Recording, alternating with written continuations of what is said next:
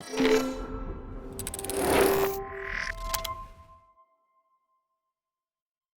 this speaker will tell us how to put together a switch with an open source. The floor is given to Alexander Petrovsky. Hello, can you hear me? Yes. So that's good. We begin. Hello, dear colleagues. Thank you very much for the introduction. My name is Alexander Petrovsky. I am a staff system engineer at NVIDIA. Before that, this company had a different name, but then NVIDIA bought this other company, and now we are a department within NVIDIA. In this presentation, I would like to tell you about an interesting topic, that is virtual networks. That is their hardware acceleration. That's the functions that are provided by different hardware. So let us start. I would like to start by telling you that today, in today's data centers, almost all network servers are virtual. I'm not only talking about virtual machines or virtual storage. I'm talking about networks. So all network services already work on cloud data centers, on the same servers where we have other calculation applications, and we also add the switches, the routers there. Actually, almost everything that we had before as separate hardware is now used on servers as virtual machines or virtual functions. But in cloud data centers, we need to put together millions of instances of applications, and we need to ensure efficient communication between those applications. The other problem is that those applications are of completely different types. It can be virtual heavy databases, it can be servers, it can be microservices, and it could be many other different applications, but we need to put them together and to connect them. So within our infrastructure, there's often an issue of productivity. And this slide shows an example of what a simplified scheme of a network pipeline looks like and how we can implement those virtual machines. And actually, anything can be virtual. You can see here that the scheme is quite sophisticated. There are different blocks in this pipeline. For example, here we have a bridge. Then we need to take several more steps here. And finally, it turns out that all those steps are taken by a core on a central processor. But the central processor is not designed very well for processing network traffic.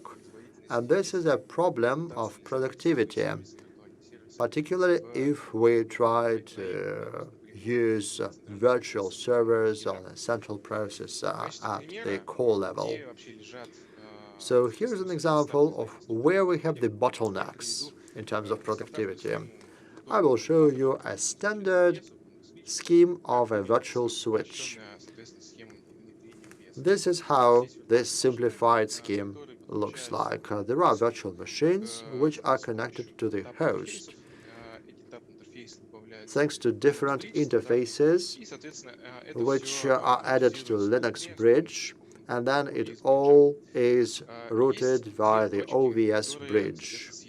And there are 2 points which reduce the productivity dramatically: the interface itself between different virtual machines.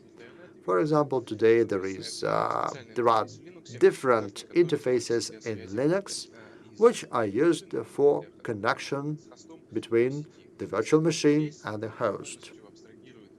So it's all in software, there is no hardware, but this process is very inefficient. The second point where we'll lose our efficiency is the per-packet processing in software, which is very inefficient. This is because it treats package by software, which is very slow and inefficient, particularly when we have a lot of small packages and a lot of different paths which need to be put together. And according to our latest tests, if we have a powerful server, we will only have about 500,000 packages per second, which is very little. A normal modern application can't work in these conditions. So what are the approaches? What are the ways out? The first approach is quite obvious. That is, trying to optimize the processing of the CPU packets. We can implement fast paths on the CPU, and there are two main approaches here which are very popular today. The first one is called Data Plane Development Kit, DPDK. We use bypaths here. We use the drivers and the network cards, and they are all moved to the user space. As a result, we jump over this kernel, we bypass it. So all the kernels are used purely for data processing. And we move the additional operations to the user space. And as a result, we can send some packets directly to the user space, and it's pretty quick. So this technology is quite popular.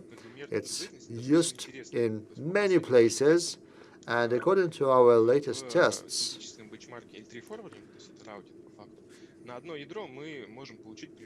for one kernel, we can have pretty good results. If we have more kernels, let's say 12 cores, then we will have more than 100 gigabytes. This number seems to be pretty attractive. There is another technology which is being developed in parallel. It's called XDP, Express Data Path. And it's based on another technology which is called peer-to-peer. Unlike the DPDK technology, it's a fast path technology. We have in-kernel packet processing with user-loadable eBPF program. We put this in the kernel, and it's done in a protected sandbox in the kernel. This is a pretty fast technology which also uses DMA in order to get the packets from the hardware and put it in the core. And XDP is a solution which includes eBPF. As a result, we can have very effective network operations at the kernel level. And we can start data processing. This technology is pretty popular. Linux is developing it rapidly, and more and more people start using this technology. In terms of performance, it's a little bit slower than DPDK, but it's keeping its pace, it's advancing on DPDK, and it's becoming more effective.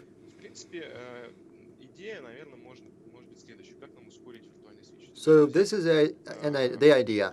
How can we do the virtual switch faster?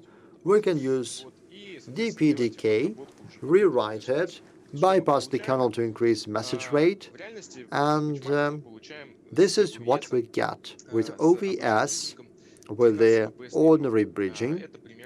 We have a 12 megabyte kernel per kernel.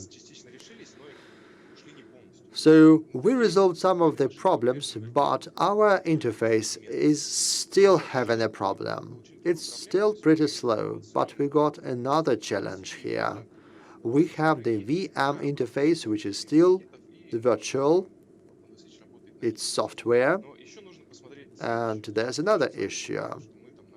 I already showed on the previous slide that we can get almost 80 bps per one kernel. But as soon as we add complexity with routing and bridging and package filtering or firewalling and so on and so forth, our productivity drops dramatically.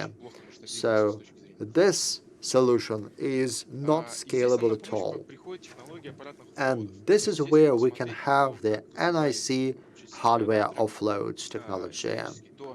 How did those network adapters develop historically? About 5 years ago, only basic technologies were provided for stateless offloads, for example. This is the checksum. Then there is the LSO technology to connect different packets or packages, and there is also the balancing technology and so on and so forth. But advanced adapters support more advanced offloads, and they can take on more functions. I'm talking about the SRIOV technology, the VIRTIO acceleration technology, and the hardware steering and switching technology. There's a number of other things which can be done by network cards, that is crypto, some security technologies. Unfortunately, I don't have the time to tell you about that, so now I'm going to focus on some network offloads, which resolve the issues of virtual networks. So how did we develop the processing of network adapters, network I/O? This is what we are moving to. As I said, we start with a regular network card. Here we have networking, or it's somewhere in the core or in the user space, and we used to fully process data and control plane on CPU. Today's cards are called control planes on CPU. Actually, it's smart cards, and this is the idea. We can actually move all those processes to hardware. And this year, there is also the notion of DPU. It's also an adapter which can have more functions. It can take on the full I/O, which becomes flexible. So this is where existing network adapters evolution to. Let's now talk about the SRIOV technology, which provides native hardware access at the virtual machine level. Every virtual machine has direct access to the network adapter, but this virtual machine thinks that a driver is needed for that adapter, and there are also some other issues. So this is not a very flexible technology. And there is another technology which is called VIRTIO. This is a standard virtual interface. This is purely software. The performance is pretty slow, but the interface is flexible. It doesn't require any drivers within the virtual machines, and it supports all the classical functions such as virtual migration and so on and so forth. But it can also be connected to other technologies that I will tell you about later. There are two other concepts which are used for network acceleration. The first one is called VF representer. SRIOV is a pretty old technology, but we can use the PCI and the network adapter, and then we connect it all, but we lost the possibility to control those virtual functions. And in order to deal with that issue, we introduced the VF representer port. The idea is that we have a virtual device which represents each of those parts, and it's called a representer because this is what it does. It represents virtual functions, and there is a control interface there, which can be used to set up those representers. For example, by using the representer, you can change the settings of the queues and so on. So the port representer is a standard interface, and you can do anything with it. You can send traffic to those representers, but mostly they are used in order to set up the virtual interfaces in virtual machines that you need. The second important part is the so-called embedded switch, or ESWITCH. This is a special block within the network adapter, which ensures the flow-based packet processing. In essence, it's a flow-based switch, which has several different tables which are interconnected, and each table has a lot of match-in-action records. It can use headlines from the Ethernet packet, and these packets can be sent to another route. You can change their headlines and so on. So this is what you can do within the E-switch, within the network switch. If we put all those technologies together, we can have a technology like this. We have an HV data path, or E-switch, and this is where we send all this data. And this E-switch looks like a table where match is connected with action. And there are also 3 virtual machines here, and the traffic is sent via those machines, and the adapter sends the data between the virtual machines and real hardware, and it's controlled in the host by the port representer. This technology also works with SRIOV and with VIRTIO, where we do a certain relay of the interface by means of a special backend application. And as a result, we have a virtual function, and the virtual machine doesn't even know that it does not deal with virtual functions. So talking about DPUs, these are devices which do data plane, but also control plane. Then the solution is even easier. It's even more simple because we have data plane here, we still have the E-switch.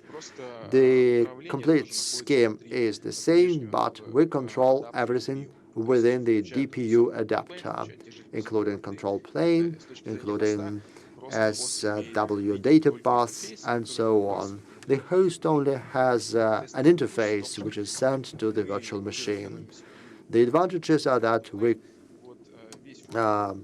reduce the work of CPUs, and everything is done by DPU, and we isolate the host, and the DPU can undertake some network functions. And any I/O functions as their management or storage or security. So this is something attached to the standard CPU. This approach can be implemented the following way. 2 ways, actually. The first option is by means of switch def. This is a standard data plane option for Linux kernel, and it looks the following way. There is an integration with switch dev, and VS would use a special IP in order to offload its flows into the switch card. So the Linux traffic control would be used for that. This is a standard Linux service, and as soon as OVS has formed the table, it would be downloaded into the network card chip. So you may offload the whole data path, or you can do that partially. This is an example of how you can configure the data flow by means of Linux TC manually. This same approach can be used for DPDK. As an example, this is OVS DPDK. So this is called generic flow API in DPDK. So it builds the table by means of RTFlow. It would be downloaded to the RT switch. The same functionality. Support of Offloader. But the only difference is that it is being used for the DPDK. And so this is an example of how the flow can be created to ingress pattern. I already said that such two approaches are totally hardware-based, and they can be brought together to make a compromise solution, which can be accelerated. You would use the VDPA approach in order to accelerate the RTO network. You have two machines, but you would get a special VDPA control and block. It may be implemented as a DPDK application, or, for instance, for kernel 5. Now, it's been added to the upstream kernel. So this is a special control which brings the virtual adapter and VIRTIO in order to map the memory for VIRTIO into the hardware. We would get the same preferences and privileges, but at the same time would get the zero load of the VIRTIO at the CPU by means of offload. And we will not modernize customer awareness, and would get the live migration support and now guest awareness. But at the same time, you have to balance between hardware performance and software flexibility. So this is somewhere between the purely software solution and hardware solution. So the last record which we hit would be 20 Mbps. So it means the DATAPATH I/O can process as much data as that per second. And there is a big list of offloads that when network adapters can do, starting from lag bond, ECMP. You can do that for any kinds of tunnels and overlay networks. There is a support of different COS functions. And there is a support of the security functions, for instance, L4 firewall and stateful L4. So it means that the whole network stack can be offloaded onto the DPU, and the CPU will work purely for the computer. A couple of words about the solutions which can use this approach for. Today, the main focus in the development of different offloads would be Open VSWITCH. This is an open source project with a big community. We are also part of that community. And this is the main focus in order to add more offloads there. There are two options of the OVS kernel as a kernel module, or VDPDK module when part of that functionality is performed as DPDK application.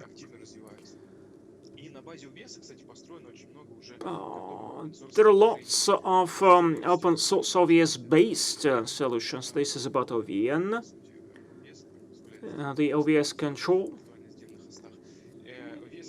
OVS is a part of the OpenStack Neutron, and since recently, Kubernetes such as OpenShift CNIS will be used along with the OVN, or there is a new project which is called Antria. In essence, this is the SDN for containers. The same solution is being used for some commercial projects, Nokia Nuage VCS, and quite recently a Monterey project was announced, which includes the NSX acceleration. Let me tell you about a very interesting case which acts as at the concept level, exists at the concept level, and we hope that by the end of the year it would become a ready-made project. The idea behind that is that we're using the same approach, but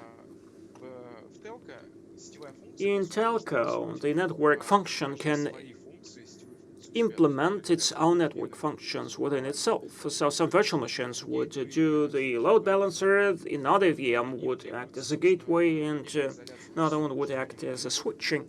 They would need compartmentalization or isolation between them. It can be addressed by the following.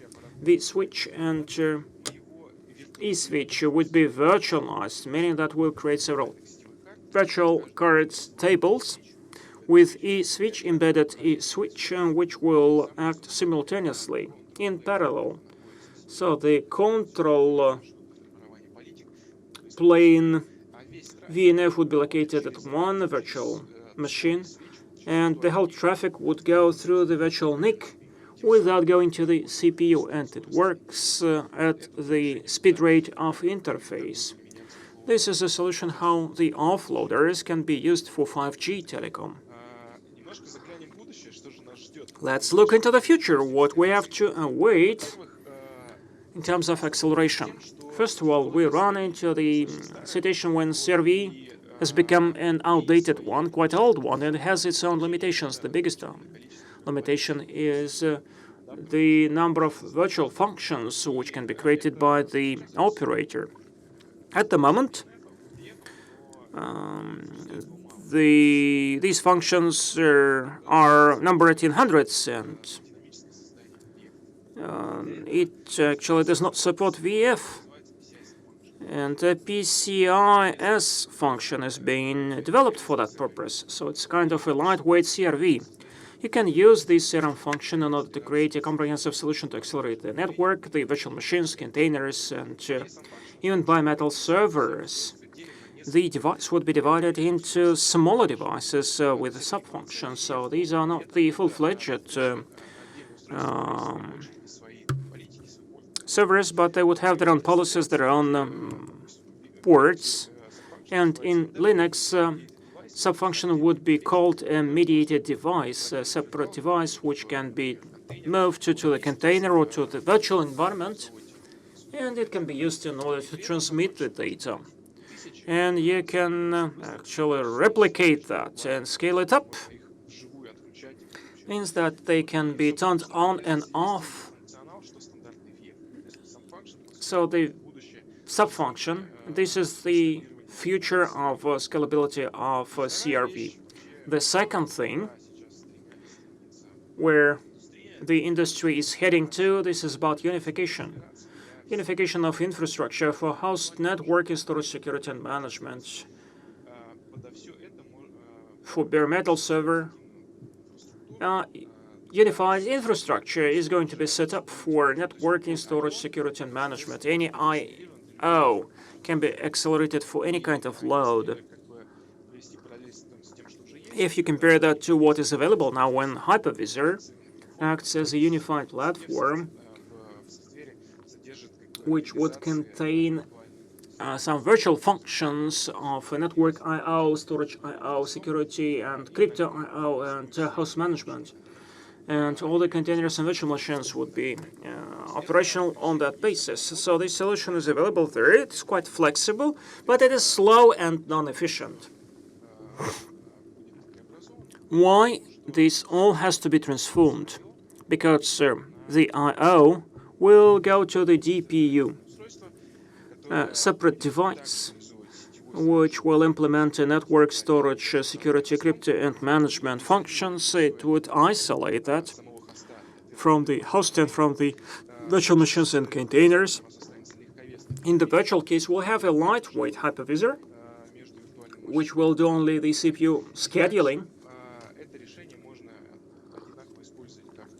This solution can be used along with the hypervisor and bare metal servers, which until recently could not adapt for that. In that sense, we are unifying bare metal infrastructure and the virtual infrastructure and the container infrastructure to accommodate one common functionality, which is implemented at one CPU, or data processing unit. That solution has been recently announced, so for some time it's been implemented by different cloud companies. And now it goes to the enterprise solution. Quite recently it was announced by a company dubbing that Monterey project. So stay tuned, follow the news. I think that in the upcoming months we'll see a lot of solutions based on that concept. Colleagues, this concludes my remarks. Thank you so much for your attention. If we have time for questions, I will gladly take them. I think it was a very hardcore talk, and we're going to break, but we have a couple of minutes for Q&A. First question was from Michael.